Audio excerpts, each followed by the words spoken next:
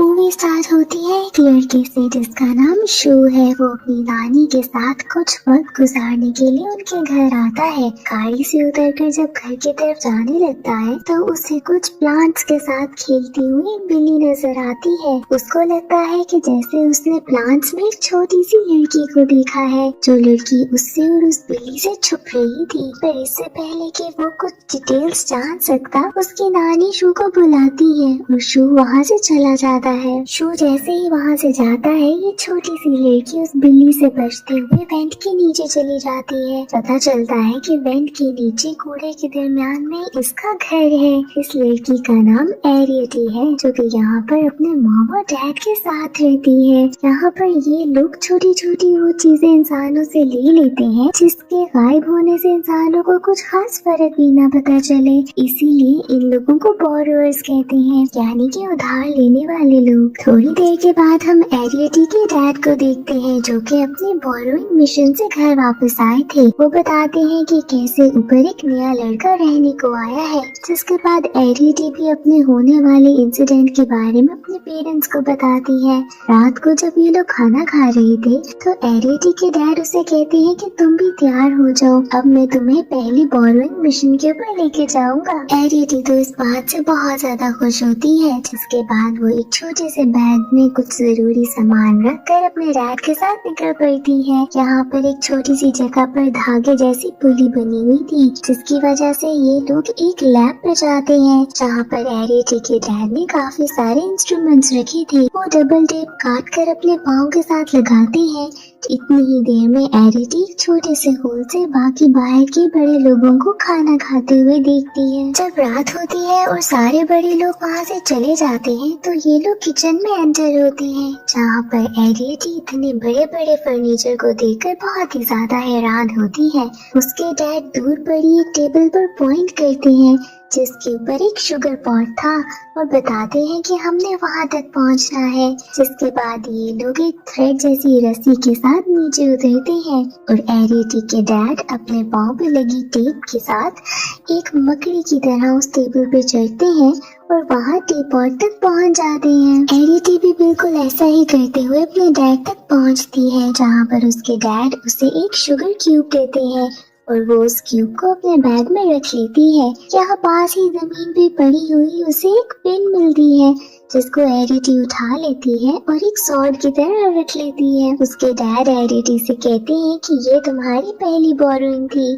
और इस बात से वो बहुत खुश होती है। अब एक छोटी सी जगह से गुजरते हुए वो एक ऐसी जगह पर आते हैं जहाँ पर बिल्कुल उनके साइज की छोटी छोटी चीजें थी। बिल्कुल एक घर बना था, जहाँ पर एरियटी के डैड उसे बताते हैं कि ये इंसानों का बनाया हुआ एक डॉल हाउस है। अब डॉल हाउस से निकलकर ये लोग एक टिश्यू बॉक्स के पास से होते हुए गुजर रहे थे, जहाँ पर एरियटी देखती है कि शू उसकी तरफ घूर रहा है और वो घबराहट में अपना शुगर क्यूब नीचे गिरा देती है। यहाँ पर शू से कहता है कि तुम घबराओ मत, मैंने तुम्हें सुबह देख लिया था और मेरी मॉम ने भी मुझे बताया था कि इस घर में कुछ छोटे छोटे लोग रहते हैं। बट यहाँ पर वो इसकी बात का कोई जवाब नहीं देती। जिसके बाद वो और उसके डैड यहाँ पर खामोशी से चले जाते हैं। एरियटी अपने डैड से बहुत सॉरी कहती है। एरियटी के डैड उसे कहते हैं कि अब से काफी केयरफुल रहना होगा हमें। जिसके बाद रात को तो एरियटी को नींद ही नहीं आती है। अब खुद को रिलैक्स करने के लिए वो बाहर जाकर बैठ जाती है, जहाँ पर वो देखती है कि वेंट के पास शू आया है और उसने वहाँ पर कुछ रख दिया है। जब वो पास जाकर देखती है तो वो एक शुगर क्यूब थी और साथ ही एक पेज भी पड़ा था। यहाँ पर पहले कुछ सोचे समझे बगैर वो इसको उठा लेती है, पर फिर उसके जहन में कुछ आता है और वो उसे रखकर वहाँ से चली जाती है। इसके बाद एरियटी के पेरेंट्स उसे कहते हैं कि हमें लगता है कि अब इस जगह को छोड़कर चले जाना चाहिए, क्योंकि शायद इंसानों को हमारे बारे में पता चल गया है। इस बात से तो एरियटी की मॉम बहुत ज्यादा घबरा जाती है। जिसके बाद उसके डैड कहते हैं कि कुछ दिनों के लिए तो हमें बोरिंग को रोक देना चाहिए, हम बाहर ना जाएं और ना ही कोई हमें देखे। अब हमें कुछ ही दिनों में इस घर को छोड़ के चले जाना होगा। थोड़ी देर के बाद एरियटी दोबारा उस शुगर क्यूब के पास आती है तो देखती है कि उसके ऊपर बहुत ज्यादा चूंटियां थी और वो पेज उठाती है जिसके ऊपर लिखा था कि यू हैव फॉरगॉटन समथिंग। अब वो इस पेज को वापस शो को देने के लिए जाती है, जहाँ पर वो खिड़की के बाहर उस पेज को रखती है और कहती है कि मुझे और मेरी फैमिली को प्लीज अकेला छोड़ दो। शो उसे कहता है कि मैं तुम्हारी मदद करना चाहता था और मैं तुम्हें देखना चाहता हूँ, बट एरिटी बहुत ज्यादा घबराई हुई थी। इतनी ही देर में बाहर से एक क्रो आकर एरिटी के ऊपर हमला कर देता है, जिसको बचाने के लिए शू उस खिड़की के पास आता है। और ऐसे ही सारा शोर सुनकर शू की मेड हारू भी अंदर रूम में आ जाती है। वो उस क्रो को मारने लगती है और शू बस बचाने के लिए एरिटी को अपने हाथ में पकड़ लेता है ताकि उसकी मेड ना देख सके। मेड उस क्रो को तो यहाँ से भगा देती है और साथ ही शू को कहती है कि तुम्हें अपनी दवाइयाँ लेनी होंगी। और इसी बातचीत के दरमियान में एरिटी वहाँ से छुपकर निकल जाती है। वो जब डॉल हाउस से घर वापस जा रही थी तो एरिटी के डैड उसे देख लेते हैं, जिसके बाद वो थोड़ा गुस्सा भी होते हैं और अपनी वाइफ से कहते हैं कि अब बस हमें इस जगह से चले जाना होगा। दूसरी तरफ हम देखते हैं मेड को, जिसको बहुत अरसे से शक था कि इस घर में कोई छोटे छोटे लोग रहते हैं, जिसकी वजह से वो एक कुरियर कंपनी वाले को कहती है कि मुझे किसी पेस्ट कंट्रोल वाले का नाम और नंबर दे दो। रात को डिनर टेबल पर हमें पता चलता है कि शू को दिल की बीमारी है और वो अपनी नानी के पास इसीलिए रहने आया है क्योंकि कुछ ही अरसे में उसका ऑपरेशन होने वाला है। वो अपनी नानी से उस डॉल हाउस के बारे में पूछता है और नानी उसे बताती है कि ये तुम्हारे नाना ने बनाया था। उनको शक था कि शायद इस घर में छोटे छोटे लोग रहते हैं और उनका शौक था कि वो इस घर में आकर रहना शुरू करे, बट इतने सालों में इस घर को किसी ने यूज नहीं किया। जिसके बाद वो शू को उस घर को अंदर से दिखाती है। उस घर में छोटा छोटा फर्नीचर था, इवन की किचन था जिसमें हर जरूरत की चीज थी और वो बिल्कुल एक रियल घर जैसा लग रहा था। दूसरी तरफ एरिटी बोरिंग करते हुए बहुत जख्मी हो जाते हैं और एक छोटा लड़का उनको घर वापस लेकर आता है, जहाँ पर एरिटी पहली दफा किसी और छोटे आदमी को देख रही थी। यहाँ पर उसके डैड कहते हैं कि हमें जल्द ही इस घर को छोड़ना है और ये छोटा लड़का हमारी मदद करेगा एक नया घर ढूंढने में। एरिटी का बिल्कुल दिल नहीं था कि इस जगह को छोड़कर जाए, जिसके बाद उसके डैड उसे बताते हैं कि यहाँ पर पहले भी 2 बोरिंग फैमिलीज रहती थी और वो गायब हो गई। और इसी वजह से एरिटी के डैड उसे समझा रहे थे कि उन्हें ये घर भी अब जल्द छोड़ देना चाहिए कि कहीं उनके साथ भी कुछ ऐसा ना हो जाए।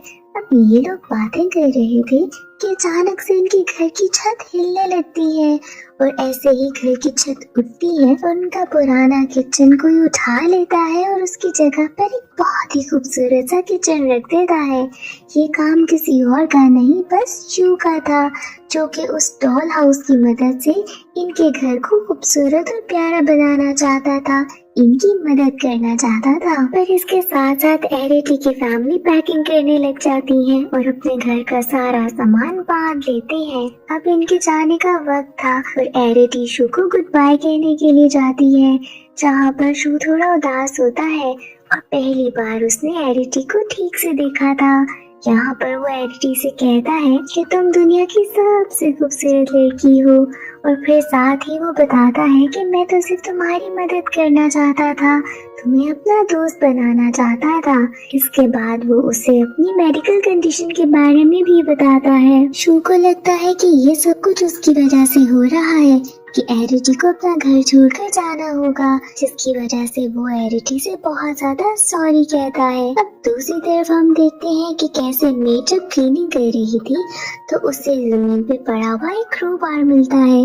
जब उसे वो अलमारी में रखने लगती है तो अलमारी में ढेर सारा सामान बाहर आता है और फ्लोर पर उसे एक छोटी सी जगह मिलती है, जिसको खोलने के बाद उसे नीचे वो डॉल हाउस वाला किचन नजर आता है और उसके बीच में खड़ी एरिटी की मॉम भी नजर आती है। मेड को देखते साथ ही एरिटी की मॉम भी चीखने लगती है। दूसरी तरफ एरिटी को उनकी आवाज आती है और वो उनकी मदद करने के लिए उनकी तरफ भागती है। यहाँ पर तो मेड एरिटी की मॉम को उठाकर एक जार में बंद कर देती है और किचन में बाकी सारे जार्स के बीच में छुपा देती है, जिसके बाद वो शू को अपने रूम में लॉक करती है और उसी पेस्ट कंट्रोल कंपनी को कॉल करके बताती कहती है कि यहाँ पर छोटे छोटे इंसान हैं और मुझे उनको जिंदा पकड़ना है।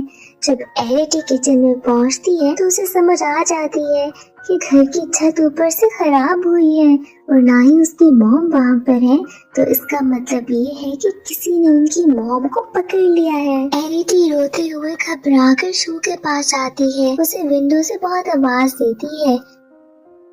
शू जब आता है तो उसे बताती है कि कैसे उसकी मॉम मिसिंग है। यहाँ पर शू उसे अपने साथ आने को कहता है। ये दोनों दरवाजे पर जाते हैं तो दरवाजा तो बाहर से लॉक था, जिसके बाद शू विंडो से बाहर निकलता है और साथ वाली विंडो तक जाता है, जहाँ पर एरिटी अपने छोटे साइज का फायदा उठाते हुए अंदर जाकर विंडो को खोलती है और ये नीचे हॉल में पहुँच जाते हैं, जहाँ पर ये मेड को फोन पर बात करते हुए समझ लेते हैं कि ये सारा काम इसी का है और इसी ने एरिटी की मॉम को कहीं छुपा कर रखा है। क्योंकि मेड का काम ज्यादातर किचन का था तो शू को लगता है कि कहीं उसकी मॉम भी वहीं पर कहीं ना हो, जिसके बाद वो और एरिटी किचन में जाते हैं। अब ये लोग आसपास देख ही रहे थे कि मेड किचन के अंदर आती है। शू को अपने रूम से बाहर निकला देखकर वो बहुत ही ज्यादा घबरा जाती है, जिसके बाद शू नोट करता है कि वो बार बार स्टोर के डोर की तरफ देख रही थी। इसका मतलब यही है कि उसने एरिटी की मॉम को वहीं पर छुपा कर रखा होगा। यहाँ पर शू बहाना करता है कि उसे बहुत ज्यादा भूख लग रही है, तो मेड कुछ खाना बनाने की तैयारियों में लगी होती है, जिसके बाद वो एरिटी को इशारों में कहता है कि वो चली जाए स्टोर में अपनी मॉम को ढूंढने के लिए। अब यहाँ पर वो एक रस्सी की मदद से नीचे उतरती है और स्टोर रूम में जाने की तैयारियों में लग जाती है। एरिटी बहुत मुश्किल से स्टोर में पहुँचती है, जहाँ पर वो अपनी मॉम को आवाज देती है और जैसे ही उसकी मॉम उसकी आवाज सुनती है वो भी एरिटी को आवाज देती है।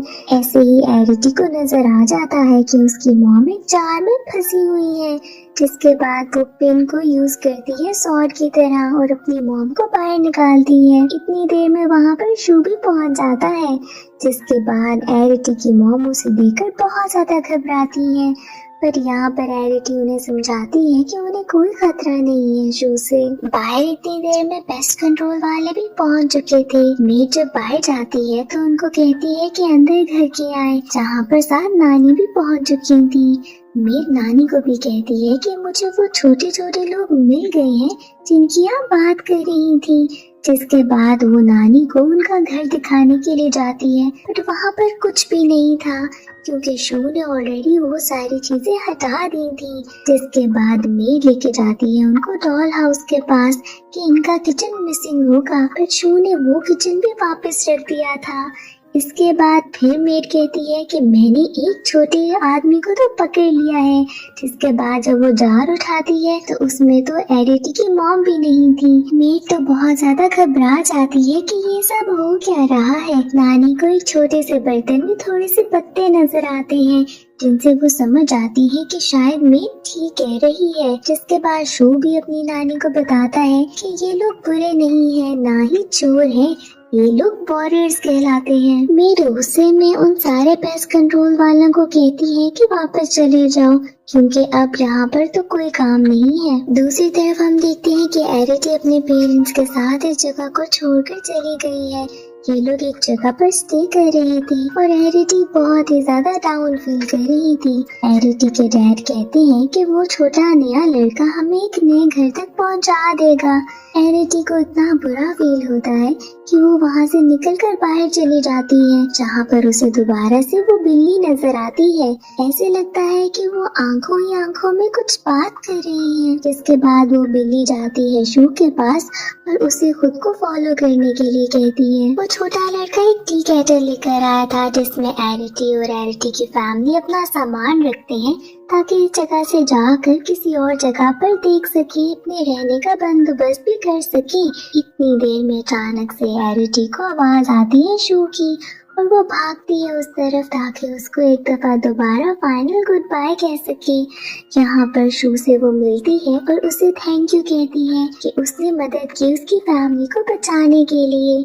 और उसको साथ साथ विश करती है कि तुम्हारा ऑपरेशन अच्छे से हो जाए। शू उसको एक शुगर क्यूब गिफ्ट करता है, जिसके बाद एरिटी अपने बालों का क्लिप उतार कर शू को गिफ्ट के तौर पर दे देती है। जिसके बाद वो लोग निकल पड़ते हैं अपनी एक नई दुनिया बसाने के लिए और ऐसे ही मूवी एंड हो जाती है।